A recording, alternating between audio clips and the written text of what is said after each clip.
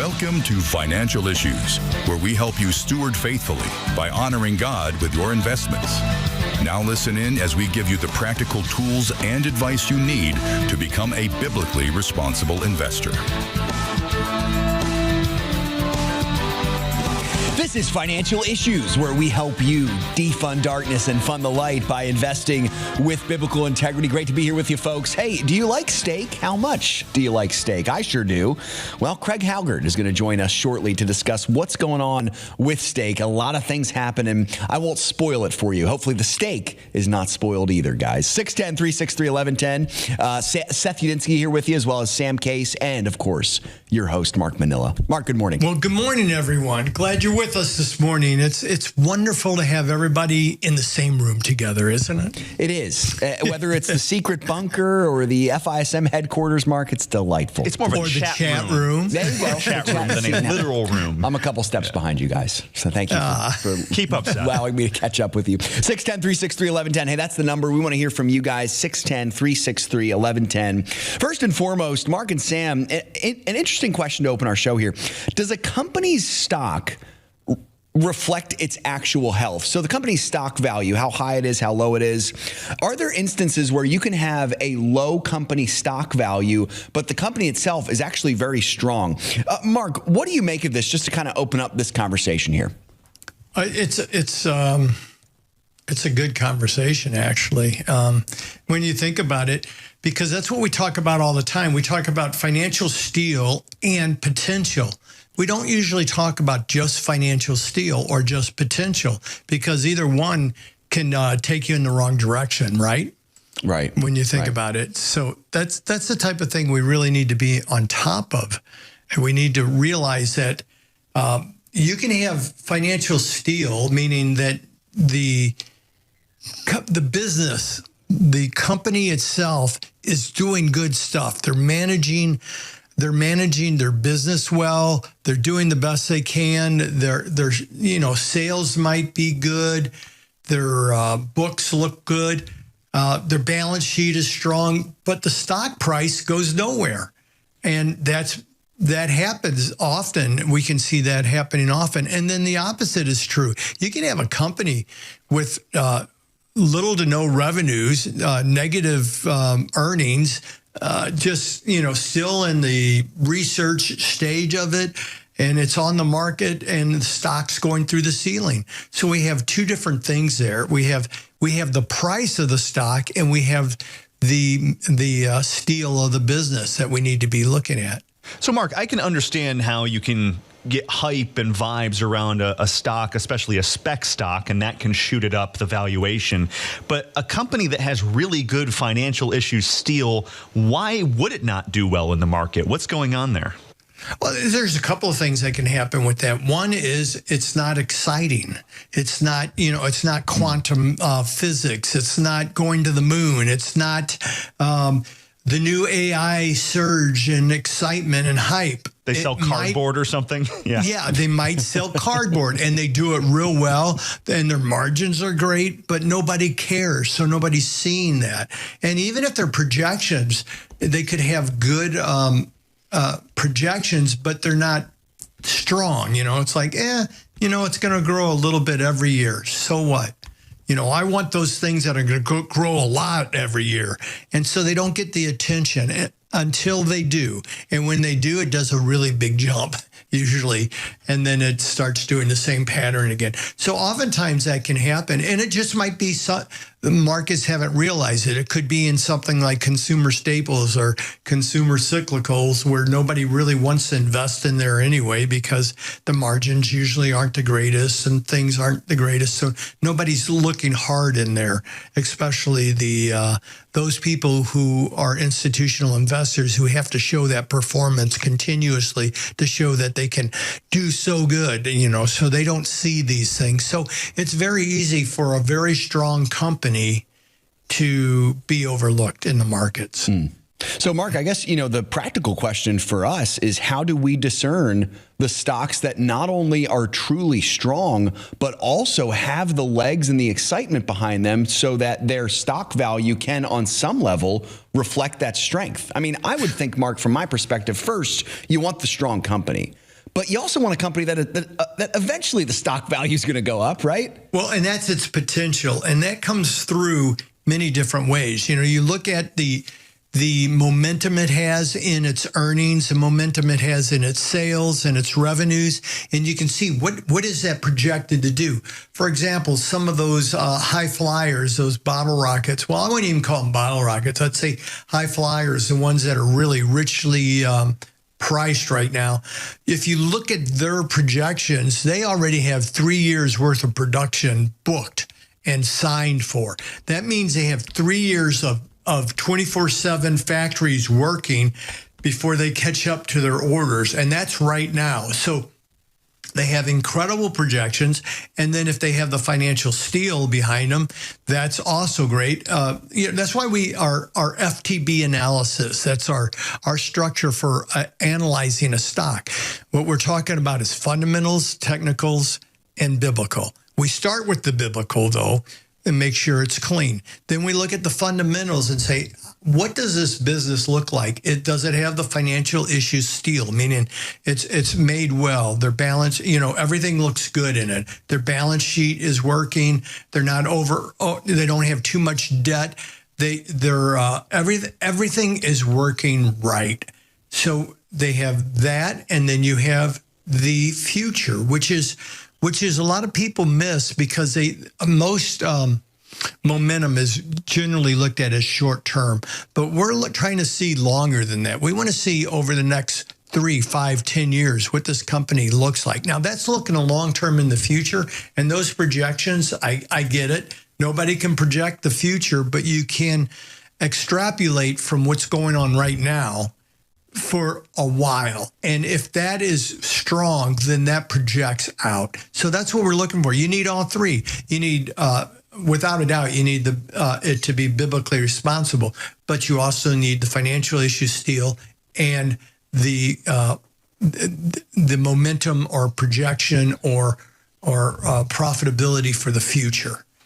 If you have all three, you negate some of these issues. For example, you negate things like finding a stock and sitting on it for 3 years and it going nowhere because it has the steel, but it doesn't have the potential. Or you get into a stock that's going through the ceiling, but then it crashes and burns just like a bottle rocket does. Shoots up into the air fast, hard, just climbs like a rocket, and then fizzles out as people realize the king has no clothes, and it just drops. So this 4th of July, use that as an object lesson when you're at the parties. Go like, there you go. That's like those hype stocks right there. Yeah, this is just like those hype stocks. Yeah, and all this fireworks is just like the hype that to distract us from the truth here. Yeah, you have a lot of examples now for you to have that deep sounding 4th of July conversation. Yeah, it's not about American independence. It's about the stock market. No, that's right. That's right. Mark, quick question. Are there any examples that you have of a company that has all the right things going for it, but the stock is just kind of not going anywhere? Yeah, I can think of a few. One that I came across last night as I was thinking about this was the OPEN. Now, this is not a recommendation, so it's just an example. So it's not even a financial issues opinion, just an example. This stock has shown powerful upside at times, but the company still carries major business model risk. You look at the last quarter, revenues were down from the prior year. Net loss was still significant. Adjusted EBITDA was negative, and debt remains substantial. That doesn't mean that a turnaround can't work. It just means the stock can get excited before the financial steel is actually in place, So we can see something like that. And you can see in the chart here how it went through the ceiling, and then people realized, wait a minute, there's no steel in this. There's still graveling to make the business work, So that would be one. On the other side of it, I think we could look at, I don't know, let me think here. There was a stock that I took a look at. It was called Path. And it's not that the business is weak or anything, but it's just a stock that nobody seems to recognize. It's not a perfect all steel, but it is a good company. The company has strong cash, high gross margins, recurring revenue, improving profitability, In fact, the latest quarter showed revenue growth. It showed positive operating income and strong free cash flow. Yet the stock has trouble getting any momentum because people just aren't buying into it again. They're waiting. They're waiting to see. They want some sort of proof, and that's just what happens sometimes. So there are examples of this, and you don't want to get locked into a stock just because it has great fundamentals, and you don't want to buy into a stock just because it's shooting like a rocket. What you want to do is use wisdom and be a steward. Make sure it has a financial steal and potential. And if it's BRI clean, then you have what I would consider a high probability winning stock.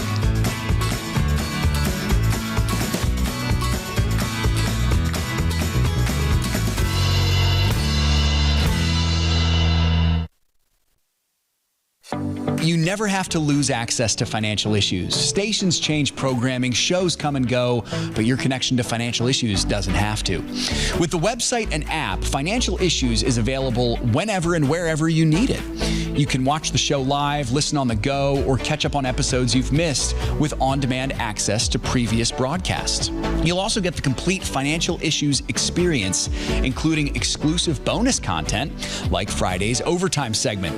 And it gets even better than that because the website offers even more ways to stay informed and engaged. Be part of the conversation by joining the live chat during the show, read articles and market insights, and explore educational videos to help you become a better steward of God's resources. So what are you waiting for? Download the Financial Issues app or visit financialissues.org today. Stay connected, stay informed, stay with Financial Issues anytime, anywhere. I remember my life before I met Jesus. I was most of the time afraid. I remember one of my teachers gave the classroom an invitation for Crossroads. When they talked to me about the love of God, I felt a sort of peace in my heart. I will commit myself to learn more about God's Word, to be able to share the gospel to others. To help reach more kids like Louise with the life-changing hope of the gospel, visit reachOurSchools.com. Did you know that an unborn baby's heart beats at an average of 120 times every minute? That steady rhythm, that precious sound, that's the sound of life. Preborn partners with local pregnancy clinics across the nation to help mothers choose life, providing free ultrasounds, counseling, and the gospel of Jesus Christ. To give, just dial pound 250 and say the keyword baby. That's pound 250 baby. It's up a little bit, but it's hovering around 75 bucks a barrel.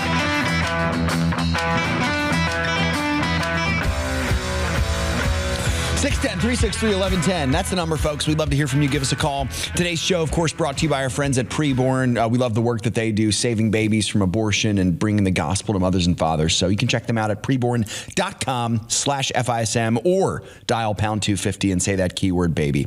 All right, Mark, Sam, we've got a horror story on our hands here, don't we? Well, you know what? Yeah, Scary I'm stuff kind of, you guys aren't going to like this, but, I usually love having Craig on, our ag reporter. I usually love him on, but now he's messing with my steak, and I love my steak. Craig, what are you doing to my steak? What's going on here? Tell me about this. I'm driving the price of your steak through the roof, potentially, I guess, Mark, but... Yeah, we've had a problem that has popped up that we thought was taken care of back in the 60s, that with an insect called the New World screwworm. It's actually a parasitic fly that lays its eggs in animals. But unlike most maggots will only feed on dead tissue, the maggots from the New World screwworm actually feed on live tissue. Oh. So if it gets laid into a body opening of an animal or even a human, in theory, when those eggs hatch out, they for about a week will feed on that host animal until they turn into pupa and eventually into flies. So you've got maggots basically eating a live animal, consuming it, creating some big wounds and tissue damage, and ultimately can lead to the animal's death if not dealt with. So a pretty large problem. It's a problem we had eradicated in the United States back in 1966, and actually it pushed it all the way south down to Panama. There's kind of, as you know, there's a choke point down there where things get kind of narrow, and they've been trying to keep it south of Panama. Within about 3 years ago, we saw it sneaking back into Mexico, and it tried to hold the line there. But just this month now, we've found, I believe, 16 cases that have popped up in Texas. So it's back in the U.S. So when you say 16 cases, is that kind of like if you see an ant, there's 1,000 more behind it, or does that just mean? That's certainly the fear. As you know, flies can populate quite rapidly. When an adult, one of these flies lays an egg, she lays 200 to 300 eggs at a time, and they hatch within about a day into the maggots or the larvae that consume the animals. So, you know, if you've got 16 animals out there, the assumption is there could be many, many more. This sounds like something from the Twilight Zone from that I used to watch when we're being invaded by aliens and they're calling themselves flies. That's what it sounds like. And they're seeing any living protein as a meal. You know, it's almost a horror story here. How do you get rid of them? I mean, is there any hope for clearing this out, or? If we were able to do it in the 60s when we didn't even have calculators, we should be able to do it now, shouldn't we? Should be able to do it now. And actually the approach they're taking now is the same approach we took back in the 60s that was so successful. And basically what they're doing is creating a sterile fly producing facility. So they're producing these flies, and then they're sterilizing them with gamma radiation before turning them loose. We've got a facility in Panama that produces 100 million sterile flies a week. There's recently opened one in Mexico that's also going to produce 100 million flies a week. And we're constructing one in Texas right now that, when it's fully up and running, will produce 300 million sterile flies per week. So the interesting thing about this fly is that it only breeds once. And so if you can get the female to breed with a sterile male, the eggs that are produced out of that are not going to be viable. They're not going to turn into more little flies. And so what they do is produce these hundreds of millions of sterile flies and then turn them loose over affected areas, try to overwhelm kind of the wild population and cause the population to ultimately just totally implode and crash. So it's an interesting thing. I don't think we generally think about having a job in which you show up every day to work to sterilize flies. I mean, it's kind of a niche thing, and yet a very important response, I think, to this problem. So we have a solution. We're seeing very little activity, though we're seeing some, so it's an alarm. So it sounds like they caught it. So why are we concerned about an economic impact on this? Why are we concerned about my steak going up even more? Well, one of the things that we've done, when we saw it in Mexico, we cut off importing Mexican beef into the United States because we didn't want to inadvertently transport it across the borders, right? And so if you look at the amount of beef that comes into the United States, it's usually feeder calves that go into the feedlot that make those nice juicy ribeyes that you like so much, Mark.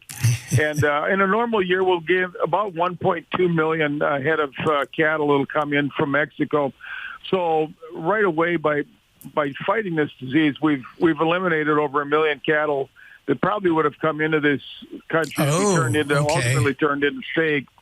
So that's probably the most immediate impact. And then, of course, the fear is that if we cannot get this thing under control and it does spin out of control, it's going to result in a lot of dead animals. And the animals that do live, you see there's a lot of stress in those bodies, and so the rate at which they gain weight is diminished dramatically as well. So that, in turn, increases the cost of that steak. But you're right. At this point, it looks like we're going to be able to capture or get ahead of it. They're ramping up this sterile fly facility extremely rapidly and being very aggressive in fighting it. So I've got a lot of hope, but it's certainly something we want to keep an eye on and be cognizant of. But like I said, the more immediate impact is shutting off the flow of beef from Mexico into our feedlots. It would all end up on our tables. Has that already been priced in now, or are we looking for steak to take another hike at this time? I think it's the Mexican thing has been priced in. You know, if the flies, get out of control, I think there could be another leg up in beef prices. But as you know, we're already at historically extremely high beef prices. Our cattle herd is the smallest it's been in decades, and so any little interruption, it probably has a bigger impact on price than it normally would if we had a larger cattle herd to start with. Yeah. Does this screwworm also attack other animals, like just animals in the wild, horses? It does. In fact, we had a very minor outbreak, I believe it's in 2016, 2017 in the Florida Keys. And in that case, it affected mainly the key deer, which are kind of an endangered, I think it's a variety of white-tailed deer. It's a very small deer. And it killed, I think 135 of them died before they're able to get it under control. So it will impact wild animals. Certainly when you get cattle in a feedlot and more exposed, it's probably an easier target for flies, but it'll affect other animals as well. And what about humans? It can affect human beings. Yes, it can affect human beings as well. It's pretty rare that shows up. There's been no cases in the United States where people have got it in the U.S., but in other countries there have been cases. I've been worried about Sam, because Sam seems to be a little off these days. I'm a little screwy. New World Screwworm. It probably is in his ear, I'm guessing, Mark, and it's thrown into his brain. Is that what you're assuming? Oh no, I'm like RFKJ. He has the brain worms. Yeah. No. Hey, on another note, because I'm not going to eat steak for a while now. It just sounds gross. So I'm going to stay away from steak for a while. But hey, tell us about your travels to Africa recently. Why'd you go and tell us what happened there? Yeah, we went over to Kenya. As some of the folks know, I think there's 3 young ladies over there that. It's a long story, but a couple of them were orphaned when they were 1 and 2, and through a wild chain of events that only God could orchestrate, a young man that we used to mentor had ended up in Kenya and had basically rescued him out of a slum and had paid for him to go to high school. And when they were getting ready to graduate, he called me to see if there's anything we could do. And so we tried adopting him, and then we tried bringing him to the U.S. on student visas, and everything was getting shut down. So we ended up getting him a place to live and furnishing him an apartment, and we've been paying for him to go to college over there. That's awesome, Craig. 5 years with the 2 young ladies, and then we picked up a third one here about 2 years ago. But so with technology, you talk to them and whatnot weekly, but we had actually never met them. And so we went over and spent a week with them, and then. Spent another week kind of doing the safari thing and seeing some of the national parks in Kenya. But I tell you, it's amazing. The one young lady, when she got out of high school, the only job she could get was working in a richer lady's home, doing the cooking and the cleaning and everything. And for that, she was paid 80 cents a day. Oh, my gosh. But she had a plan. She told us she knew if she didn't spend any money for 3 months, she could buy the chemicals she needed to start making soap. And so for three and a half months, she slept under a little bush and then ate whatever she could find and didn't spend a penny. And then after 3.5 months, she went out and bought the chemicals that she needed to make soap and started making soap in the evening and then going to the markets and selling that. And that went good enough that she was able to buy bundles of used clothing and start selling clothes as well. Extremely entrepreneurial. She's just starting her last year now. She's getting a degree in medical engineering. And, I just think if someone like that ever gets the chance to come to this country, they're going to absolutely tear it up. Absolutely. The resilience that they've shown.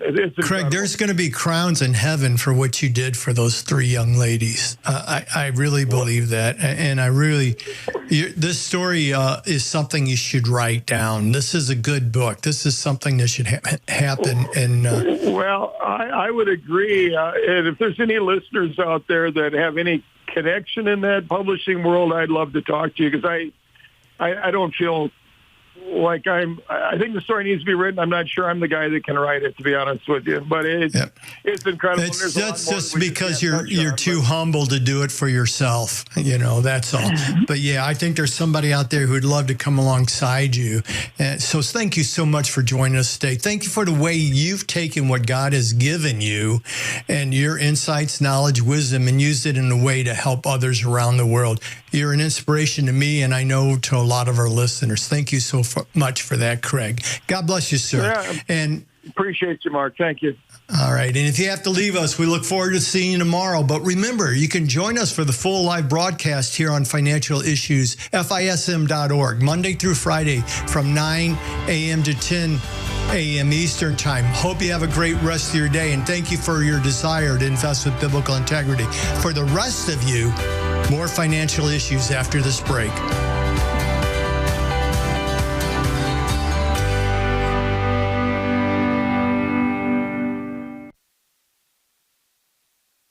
In the last 10 to 15 years being in ministry, being married, something that has been constant in our lives is Samaritan Ministries. As we've moved, we've had babies, we've had different things come up, we have just been able to rely on Samaritan in ways that we never really even thought about before becoming members.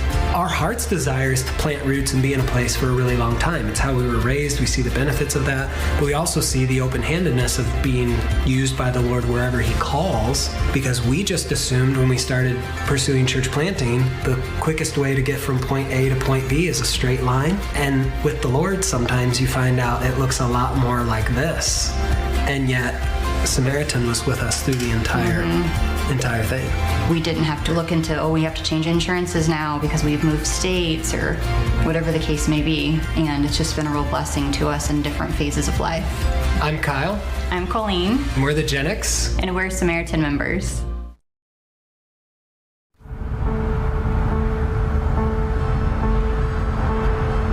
I want to make a point. No matter what happens, I'll always be there for you. I know.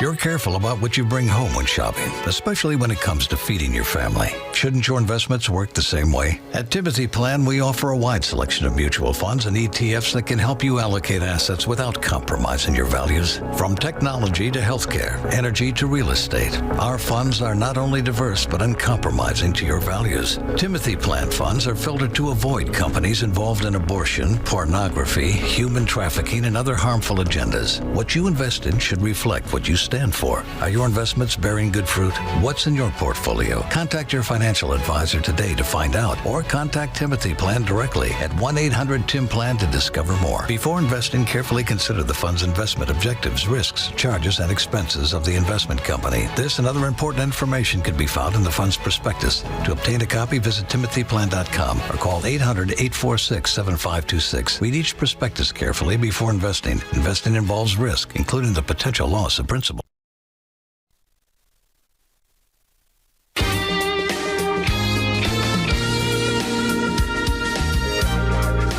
To have you here with us today, folks. 610-363-1110 is the number to call in. Hey, I do hope if any of you are joining us late and you missed that last segment with Craig Haugaard, our ag reporter, you got to go back and listen to it. Great information, of course, on the screwworm and some of that scary stuff. But more than that, Mark, Craig's testimony of what he shared, that trip that he took to Africa, just a couple weeks ago, just amazing stuff. So take a listen to that whenever you can, folks. You can find past episodes, by the way, by going to financialissues.org and just clicking that episodes button. I believe it's under the watch tab, if I'm correct. Thank you, Sam. Yeah. And anybody can listen to it. It's not just for partners. You can listen to episodes for free. Real quick, though, I got to mention this from the chat. Yeah, so, Sam. Mark, you said the horror of the screwworms reminds you of the Twilight Zone. Claude said more like the X-Flies. Flies.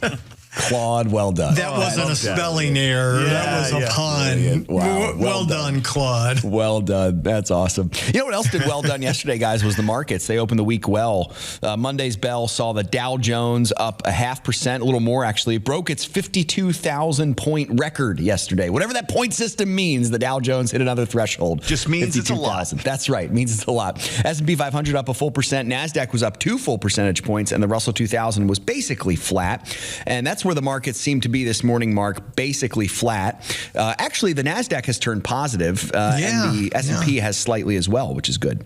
Yeah, and the Dow's just lingering back because it doesn't think it has to work anymore since it pushed through 50,000. It's getting lazy, getting old and lazy. Old and lazy. How come I can relate to that? That's right. Well, Mark, you know who's not old and lazy?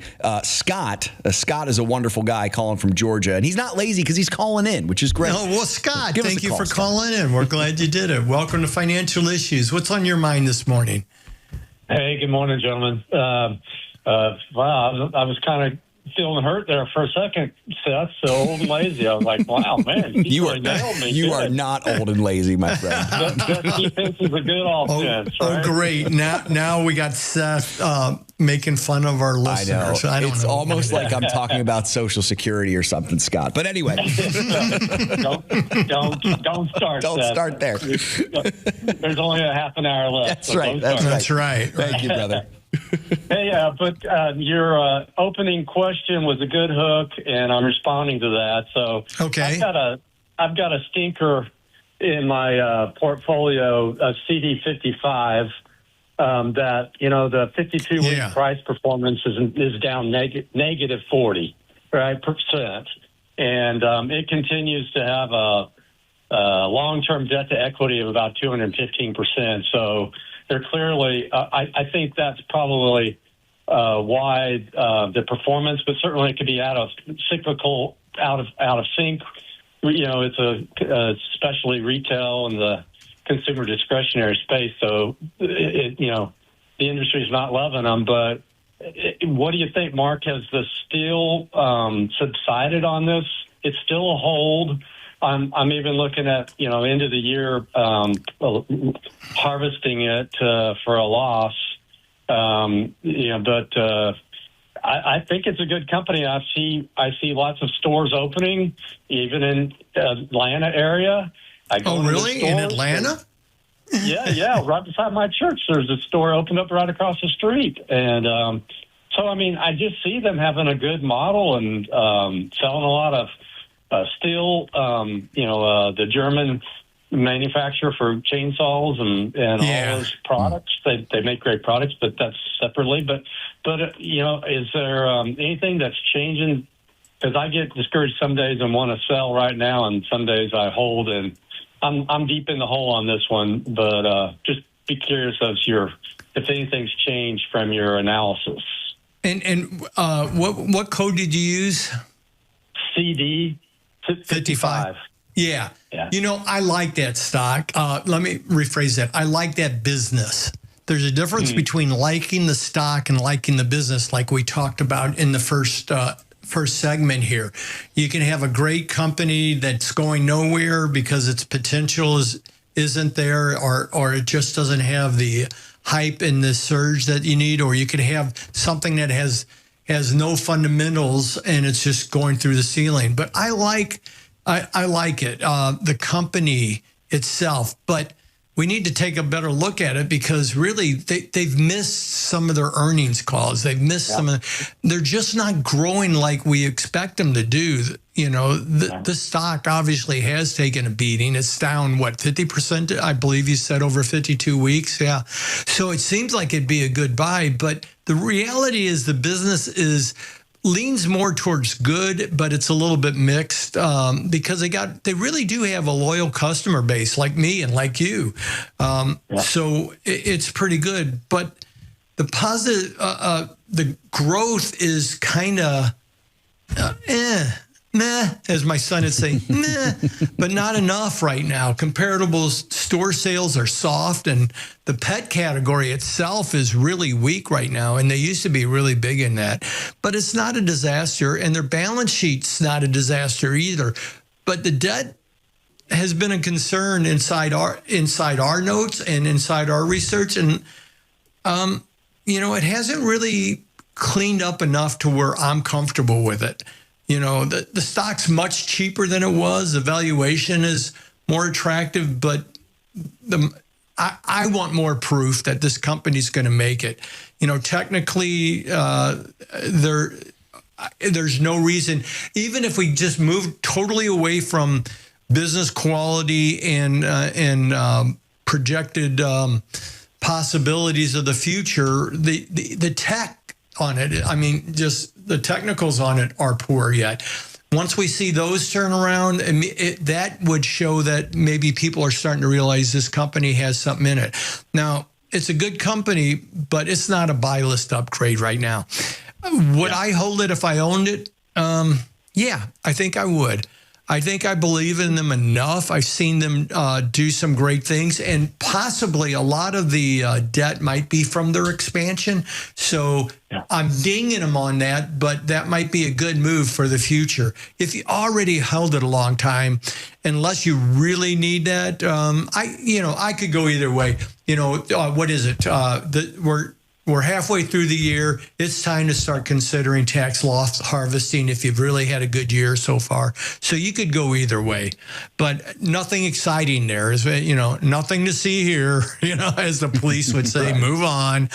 So if you own it, maybe with the pullbacks as far as it's gone, 50%. Losing 50% of its value, maybe we're at a point where it's setting up for a recovery. But I can't project that. At this point, the internals aren't strong enough to make me say, yeah, get on board. There's a few stocks that have had a bad history and the stock pulled back, but the company has restructured and done some wonderful things that I'm like, sit on it or buy it, at this point, because we may be a little early, but this has a financial issue still and stuff. This one, it's a little weak right now. Right. So at best, I would hold it. But if I had a lot of gains, I think I would be thinking like you and possibly harvesting it, because you could always buy back in a few months or a couple of quarters when they prove themselves. Right. Well, they got another earnings call on July 22nd. So, but as you said, I got 6 months before I pull the trigger maybe on a loss harvesting event. So appreciate the feedback. Hopefully it'll be less by then. Thanks Scott, for your question. This is such a great question, Mark. I'm so glad he asked this, because this is one of those companies that you root for. Like you said, this is a company that a lot of us shop at. I bought one of my son's birthday gifts from this company, for heaven's sakes. I want them to, do well. And I think it's a perfect candidate for what we talked about in the first segment, Mark. I really do. It's a good business. Might not be a great investment, though. Yeah, and the competition might be too strong for them at this point, because as they've grown over the years, I've seen them go from more of a rural type store to where that's the store you went to if you needed something because you're planting trees or you're raising animals or something. You could find what you needed there for that. Now they've grown into being pretty much getting more and more looking like a big box store. A kind of general hardware store type. Yeah, exactly. Yeah. And there's a lot of competition in that area. They still have their brand and they still carrying everything you need for those kind of things. So who knows? We'll see. We'll see what goes on with it. Like Scott said, in July, let's give a listen. Maybe we give them a quarter or two before we get excited about them again. Absolutely. But Mark, you know what? I will say this company could be an excellent candidate if you're looking for a place to perhaps be a patron at, as opposed to one of those big box hardware stores that I'm not going to name, but they're getting involved in some nasty stuff. This could be a great alternative for your patronage. This is actually one of those companies that was involved with some of the woke stuff and turned about, and I believe really did so, didn't just cover stuff up. Yeah. Yeah, repentance is a strong thing, isn't it? It's wonderful. And you know what? it's a great place to go. Take it, we used to take our grandkids, my wife and I, there to look at all the little chicks. And, at certain times of year, there's some just wonderful little animals that they have there that all the kids love. And that was an Easter tradition for my family. Let's go to the store and look at the baby chicks. Yeah, cool. You had to go. See? There you go. All righty. Well, good. Thank you, Scott. It looks like we got just a little bit left here before we move into the last segment. So 610-363-1110. John, when we come back, we'll be right with you, and we'll take your question. So let's load up the phones, and we'll see you in just a few seconds.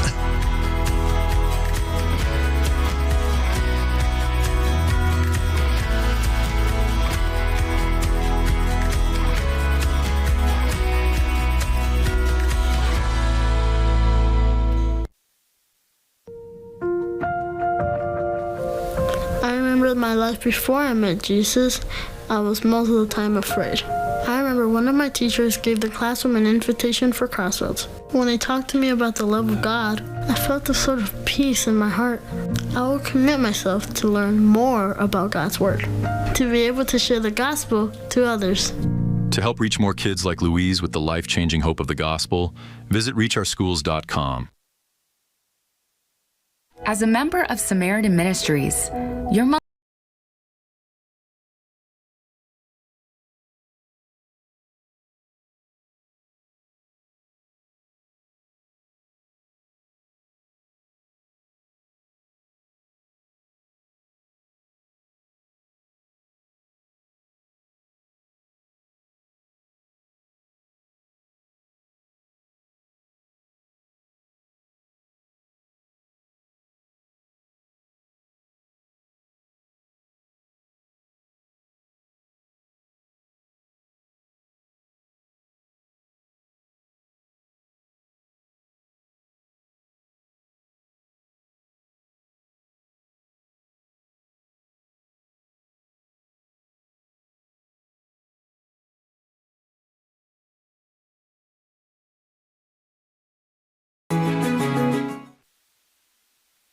I found out I was pregnant when I was 21 years old. For me, I was scared, I was shaking. They do an ultrasound, and that's when everything changed.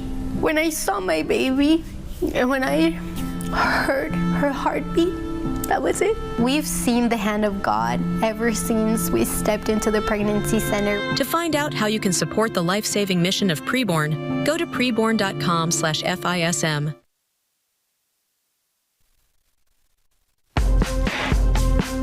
The opinions and recommendations expressed on this program do not necessarily represent the opinions of the station or any of the program sponsors. Additionally, all products or services offered by the program sponsors may not be known by the program.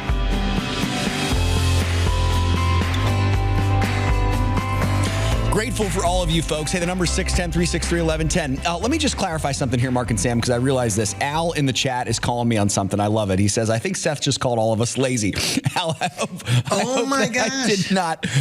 that I did not no, you did. Call you all lazy by not calling Scott lazy because he called in. If you're not calling into the show because of laziness, I would encourage you to repent of that and then call into the show. But I know many of you can't call into the show as well, so you obviously are not just lazy if you don't call in. So Seth, did you just say if you're lazy, you're lazy? Is that essentially what you just said? I think so, yeah. Yeah? Okay. Yeah. So, checks out. And that's not wrong, right? No, it's not. It's pretty profound if you ask me. 610-363-1110. Hey, Mark, I did just want to remind folks also, listen, the best way to listen to our show is always financialissues.org/watch or the FISM app. You can watch and listen there. If you're listening on a radio station, if you're watching on a TV station, that's awesome. We appreciate our radio and TV audience so much. Sometimes stations change. Sometimes we see turnover, but you will always get Financial Issues, and we will never leave financialissues.org/watch. So make sure that you have that in your back pocket. All right, Mark, that's enough housekeeping. Let's go to John. He's calling from Alabama. Let's do it. Welcome, John. We're glad you're with Financial Issues. What's on your mind this morning? Thank you. I got a question on a security. Fidelity is saying that I could get additional income by lending security you already own. How is that possible? Because the stock that they're referring to, I've done a little research. it is not paying a dividend. Right. What they're doing is they're paying you for borrowing your stock to do options against it, is what's happening. So you're lending your stock in that light. You want to look into it. I haven't done that ever. I know some people do it regularly, but I haven't done it. I'd have to look at on the Fidelity platform, see the pros and cons of that. It is a way. I know that oftentimes, many years ago, when the market seemed a little bit more stabler, during the summer, when the markets would calm down, I would occasionally sell options, covered calls on stocks for my clients, because that way we could get income coming in. And the worst that could happen is the stock goes up and get called by that contract, and it means we made more than we wanted to, plus we got a premium.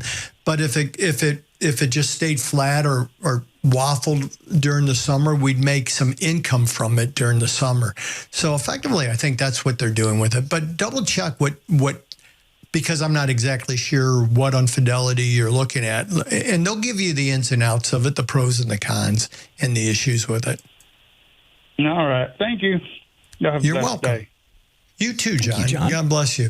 And by the way, I'm not saying that this is a bad idea. I'm just saying you need to know what all's involved in it before you do. And I haven't done that, utilize the brokerage side of it to do that for me. If I wanted to get income from a stock, I would utilize covered calls. Yep. Good stuff. 610-363-1110. Mark, here's another great comment from Al in Florida. This was from earlier in the show. I wanted to get to this. He says, thank you, Mark, for making mention of the book Money, Possessions, and Eternity by Randy Alcorn. Mark, that's a book you've mentioned on several occasions before. Yeah. And Al says, it's definitely been a blessing to me. It's given me a more God-centered focus on God's possessions, what to do with them.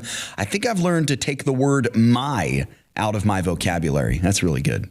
Really good. Yeah, except he just used my twice. Right. He's working on it. So yes. No, I really appreciate that, Al, because it was a very influential book on me. I read that book probably 4 or 5 times because of Randy did such a good job relating it all back to stewardship, what it means to be a steward.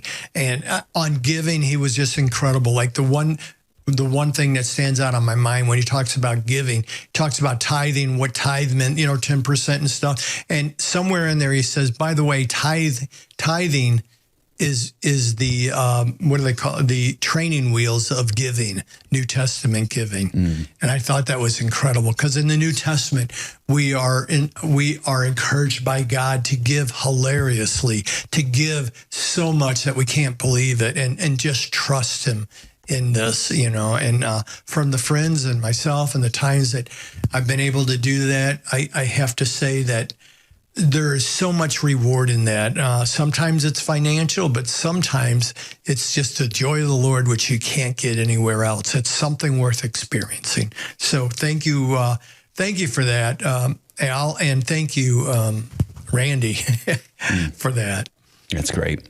Mark, we've got Jock. He's 68. He's saying, I wonder if you have any insight on IN24. It's down, but still on the buy list. I'm also wondering if I should average down by buying more or leave it alone. Also, F45. Dang it, Mark, our dear friend F45. I know it's still a hold, but looking for any insight on that. I don't want to talk about F45. I know. I'm so tired of that. I just think it's ridiculous. Hopefully they get their act together soon. Hopefully the mergers, the changes, the leadership and everything in that come together. I know that because of where it's priced right now, that the yield is incredible, and as long as they can maintain that yield, I guess it's okay to hold it. But sooner or later, if they don't get their act together, we're just going to move on that. On the other one, which is another one, I'm kind of, I don't know why we keep talking about it, but this is an interesting one, because this stock is down, and it creates opportunity. We were closer to a sell when it was up than it is when it's down. Yeah. But what happened was they're going through this transition, and they're moving real strong. This stock has a real business story behind it. They have transitioned from what they used to do, just making engines for power supplies and stuff, to making power supplies mostly for the AI world is where they're going. So they're making generators and stuff like that. Now, this transition has taken resources to do it, and it's taken a little time. And in the meantime, their existing sales are down as they're moving towards the new sales. So profitability decline is probably why the price is down, because people are getting tired of waiting for it to happen, and the margins are under pressure because of the same things. But so we might be a little early on this, but we really believe it has the potential. Sometimes cheaper can be good, which I think in this case it is. We're getting in pretty cheap by where it's at right now, but I don't think I'd average down on it at this point. If you have a good holding in it, if you already hold it, just hang on to it if you feel comfortable with it. If you can't sleep at night because of it, move on. Like we were talking, I think it was Scott earlier, he's thinking about tax loss harvesting now as we get into the second half of the year. That a possibility is there. If you're just tired of waiting for this to turn around, go ahead and sell it. And if you have a loss, you can offset it, and then 3-6 months down the road, a couple of quarters down the road, if they're finally starting to realize the potential of getting into the AI energy area, you can buy back in. It's awesome. Mark, that's such a good reminder. Even I'd say for us when we issue sells, if they're not for non-BRI reasons, then there's always the chance perhaps that the company could turn things around and we could perhaps get back into it later on. I guess even for non-BRI things, even if the company decides, hey, you know what, we messed up with funding abortion or something like that, we're going to turn around. There's always hope for companies is really, I think, my point there, which is encouraging.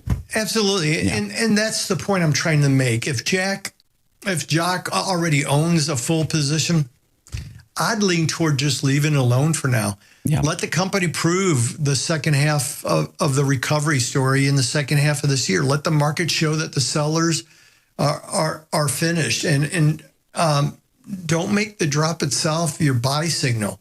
Don't get pulled in just by cheap. Wait, if you already own it, just wait. That's the way I'm leaning on it. But if it bothers you, remember, God has plans for you that are unique. And if it's tugging on your heart, if it's irritating you, go before your Father and say, hey, this is bothering me. Should I maintain this, or are you telling me for my portfolio, for my life, it's better that I just go ahead and tax loss harvest this and move on to something that I feel more comfortable and sleep better with? So again, it always comes down to, what do you think God's telling you? It's between you and the Lord, not you and the markets or you and Mark and Seth and Sam. We're just here to give you guidance, give you insights, give you the tools to evaluate it, and then to sit down with God and say, Lord, I'm managing your portfolio here, and we have this one right here, and I'm concerned about it. Either, would you give me peace to hold it, or just make it clear to move on? And I think you'll find it. If you get to a place of peace holding it, hold it. If you don't, move on. Yeah. Well, Mark, if our listeners are looking for peace, no better place to go than the Scriptures. 2 Corinthians 6:14, do not be unequally yoked together with unbelievers, for what fellowship is righteousness with lawlessness, and what communion has light with darkness? Hopefully that can encourage folks. Yeah. How is it that some people can say there's nothing in the Bible about investing with biblical integrity, right, and yet every week we can bring you a new verse that is so right on, explaining it clearly? We're so glad for God's word, and we're so glad that you joined us today. Thank you for doing so, and thank you for loving the Lord so much that you do invest with biblical integrity. I really appreciate that, and I appreciate that you were here today, and I'm looking forward to being with you tomorrow as well. God bless everyone.